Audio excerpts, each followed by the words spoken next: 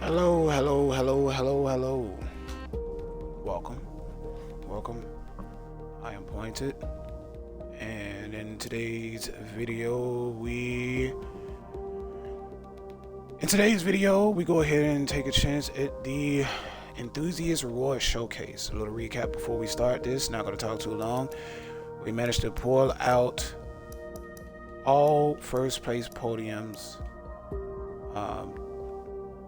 Series, or basically championship winnings. We did it in the Enthusiast Tour in all 4 series. The track series, we went with the Mercedes. I want to say the MB something. I forget the name. I don't know if it's 600 or 500, but that car felt good right out of the gate. No upgrades, no nothing. Once we got upgrades on it, it felt even better. So we managed to pull out the gold trophy within that series. In the MX-5 challenge series, I went with the hardtop MX-5 rather than the convertible, and it seemed to be the better choice, especially coming off of the line at the start. When the race is about to start, it had it lifted from its position fairly quick and fairly easy. So I made the right choice there. Felt good without any upgrades also, and when we put upgrades on it, it felt even better. Got a tune on there, came up with a tune for it to close out the gold trophy, and we ended up getting it. This one though was like a sweep. If anything, like literally just ran through it. German rivals that went with the BMW M3, I believe it's the 05. The gigantic rims for what other reason. I don't know why that model car has giant rims like that in every game, but it does. We managed to get the gold trophy in this one, but to be honest with you, I don't like that car at all. But out of all of the choices that had the most handling, it was the better vehicle. The Audi had the worst handling with a 1.9. The BMW had a 2.9, and then the Mercedes, I believe, had all of the power, and it had handling of about a 2.5 or 2.6. I went with the BMW. Something was telling me to actually go with the Mercedes. It was hectic trying to catch it on certain tracks. It's just too much speed. Fast forward here now to the JDM Legends. This one by far was the most frustrating. I ended up going with the Nissan GTR R33, and needless to say, I was getting hold the entire time. I felt like this for a very long time, but I believe that this franchise hates GTRs with a passion, because every game that ever comes out of it, whether it's Horizon or Motorsport, the GTRs just don't live up to what that name means. Not only that, they don't even perform like I've seen them perform. Whether it's time, whether you see them in time attack, whether you see them in drag racing, whether you see them in just on the street, or just being like, or in a race or in a racing setting, they don't live up to any of that at all. And I don't understand why, but it just don't. Even when you do like the engine upgrades, it doesn't even feel like you're going anywhere. It doesn't seem like the power going for it to have twin turbos. I upgraded the twin turbos. There was only three options. So I just say I went up one to upgrade. So let's just say stage 1 or whatever, or however it's measured on this game. But I did that, and it didn't feel like anything. If anything, it felt like I had more turbo lag than anything. It just didn't make any sense to me. It wasn't being able to be applied to the road. It just felt like I was stagnant. Felt like I was still stuck. And the only thing that was moving fast was just the environment around me. That's it. It didn't feel like the car was moving fast at all. But yeah. That's it for the recap right there. And now we're going to close this out by hopping into the Enthusiast Reward Showcase at Suzuka for So let's go ahead and hop in.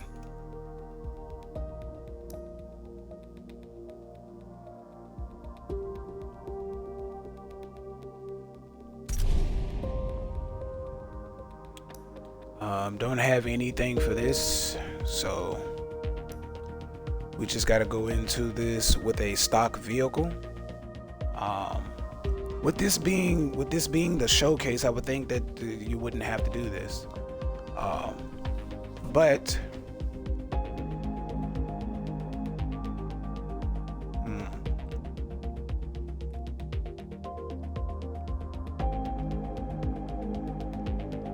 let's go ahead and hop in.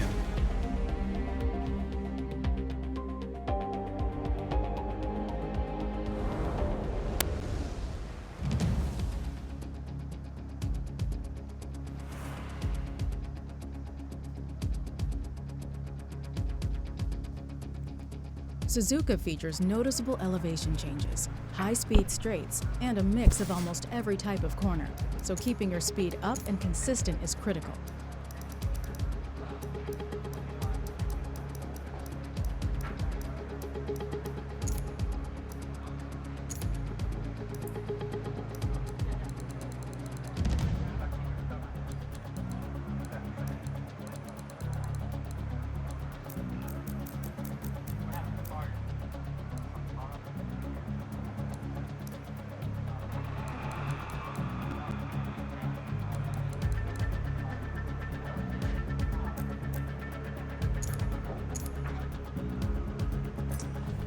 Alright, let's go ahead and hit the practice.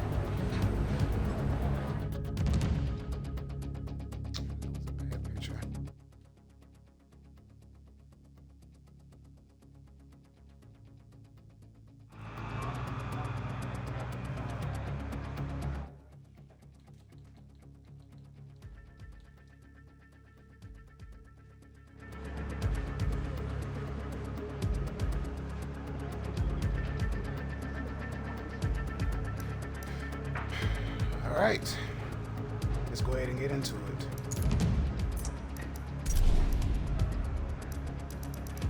P24. I don't know how many laps we have.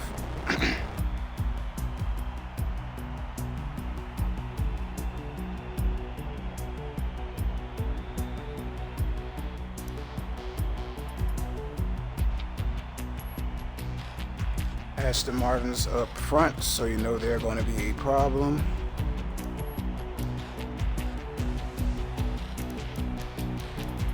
There's only 2 laps. All right.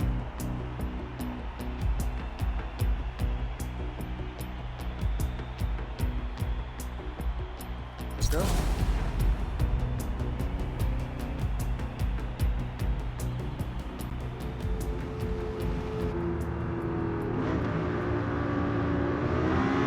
So with the frames.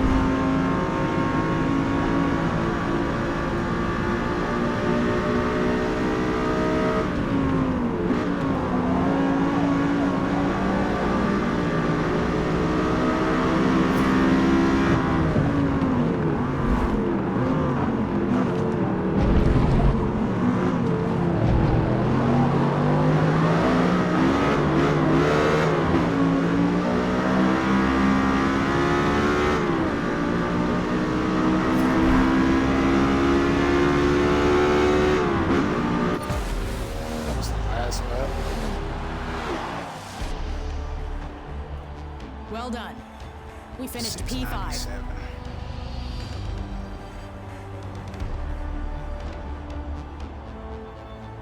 I know this car drives way better than this in real life than it does here.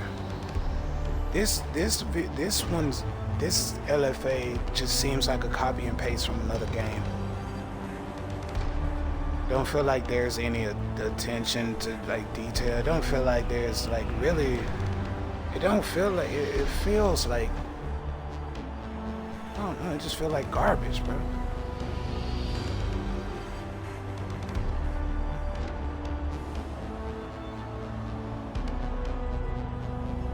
I don't know, man. I don't know. We managed to get from P24 all the way up to P5. I would say that's pretty good. I had a feeling I wasn't gonna end up catching the DBSs though. The Aston Martins are pretty good on handling in racing games.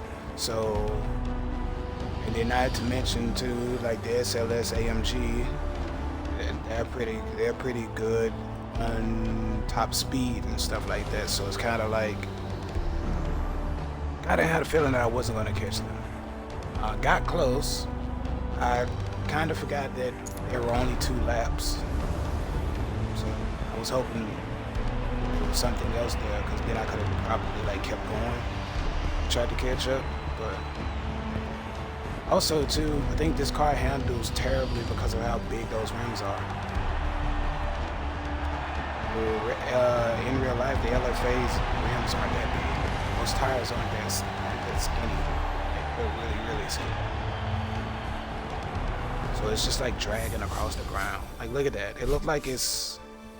I know, it kind of look weird. It's the same thing with the Camaro Z28. Forget which body style, though. But it's kind of the same. It has big rims and it has thin tires. Really, both of them are very small for the size of the size of the car. It looks like it's on like bowling balls. Like, they don't even look like rims. But that is it.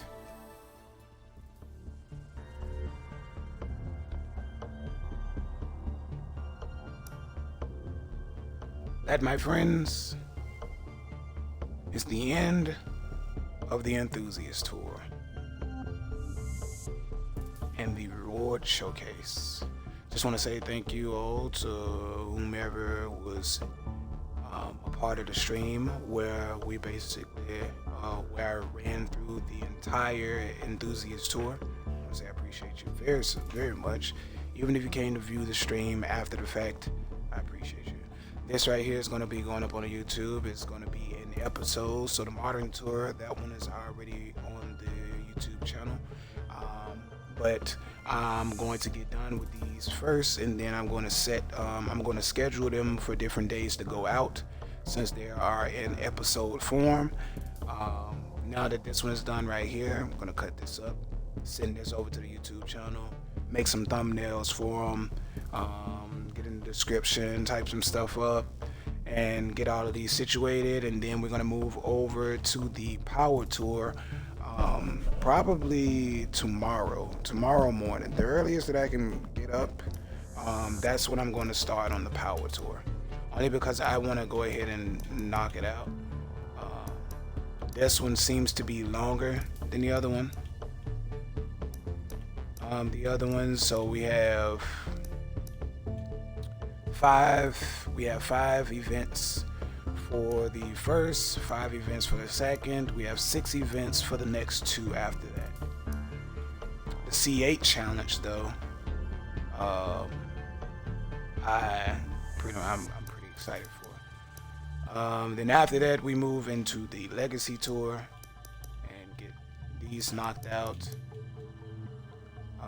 5 days until this ends, all of these here, so we got to knock these out as well in order to get our hands on this beautiful R8, which we have cars in each of these categories right here to be able to get that done too, now that we're basically doing the tour here. And then we move over to the featured to basically knock this out to get our hands on the Acura here, the LMP1 car. Can't wait to get our hands on that. With that being said, that is going to be it for me. I want to say I appreciate you all once again. I'm pointed. Don't forget to hit that like button, hit that subscribe button, hit that follow button, those notification bells to be notified when I do post my content or when I am going live over on the Twitch channel. Not only that, but you can also follow me on my socials. I normally post, I post pictures and stuff there and post when I am going live and stuff like that. So you can do that there. But I mean, other than that, I'm about to go and cook something because I'm hungry. So I will catch you all probably later on, actually, because there was going to be 2 streams for today. Well, if you're seeing this in the YouTube video form, then just scratch everything that I'm about to say, basically. So, yeah, it's probably going to be another stream later on. Getting into some S-Class racing. I got 4 cars, 2 of which is the Lamborghini Huracan STO. I got that all the way up to 800 S-Classes. I already got the upgrades. I just have to put a tune on it. And we have the AMG GTR, the Mercedes AMG GTR that's already at 800 as well, and it's got the upgrades on it. Just has a tune on it. Both of these cars did phenomenal without any upgrades when I went into the S-Class. Even with the GT1 cars running rampant, we're going to focus on the cars that are in S-Class already, the supercars, the modern cars. I'm not going to, although I can build all of those other cars to try to be quote unquote competitive with these basically like race cars or like stuff that oftentimes ends up broken. I don't want to do that. I want to build the cars that are S-Class cars. That when you think of S-Class, you think of these cars. So I want to build those cars. So we have 4 of those. We have the Chevrolet Corvette, the Z06, the 2023, I believe it is 2023. We have the 2021, I believe, Porsche GT3, not the RS. Don't know why it's not the RS, but we have the GT3. And then the other 2 vehicles that I named. And then the other one was going to be an R34. But the CP system kind of holds me back, and we only have a limited time within the S-Class, the open S-Class series. So, yeah. But yeah, with that being said, I want to say thank y'all. And I will catch you all either later on. If not later on, I will catch you early in the morning. Probably tomorrow is Saturday, so it's actually my streaming day. So there will probably be post on my story saying that I'm going live. So whatever time I wake up tomorrow, I'm hitting live immediately, straight up. But we're gonna cut it right there. I'm pointed.